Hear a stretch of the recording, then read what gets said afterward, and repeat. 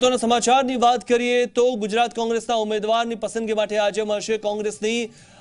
સીઈસીની બેઠક રાત્રે 8 કલાકે સોનિયા ગાંધીના આવાસ પર મળશે સીઈસીની બેઠક ગઈકાલની સ્ક્રીનિંગ કમિટીની બેઠકમાં નક્કી કરાયેલા ઉમેદવારની યાદી રજૂ કરાશે 22 બેઠકોમાંથી 8 બેઠકો પર ઉમેદવાર નક્કી કરાયા હતા 8 ઉમેદવારોના નામ પર સીઈસીની લગાવાશે મહોર અને મોડી રાત સુધી કોંગ્રેસ ગુજરાતના વધુ 8 ઉમેદવારની પણ ઘોષણા કરી શકે છે તો આજે રાત્રે 8 વાગે આ બેઠક થવાની છે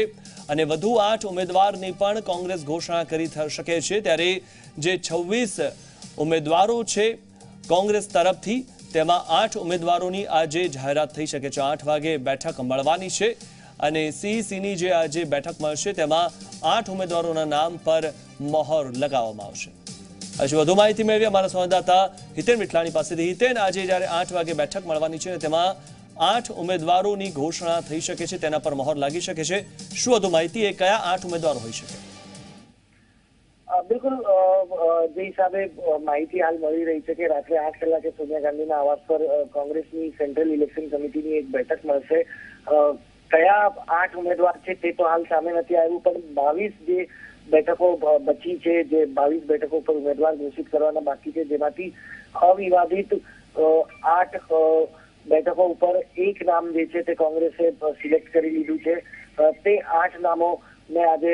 સેન્ટ્રલ ઇલેક્શન કમિટીની સમક્ષ રજૂ કરવામાં આવશે અને ત્યારબાદ હોઈ શકે છે કે લગભગ મોડી રાત સુધીમાં કોંગ્રેસ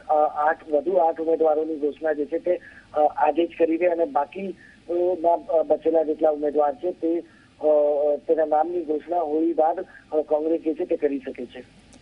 જી ખાસ કરીને પ્રશ્ન થાય કે આજે 8 બેઠકો જે છે બેઠકો કઈ કઈ હોઈ શકે જેની ઘોષણા થવાની છે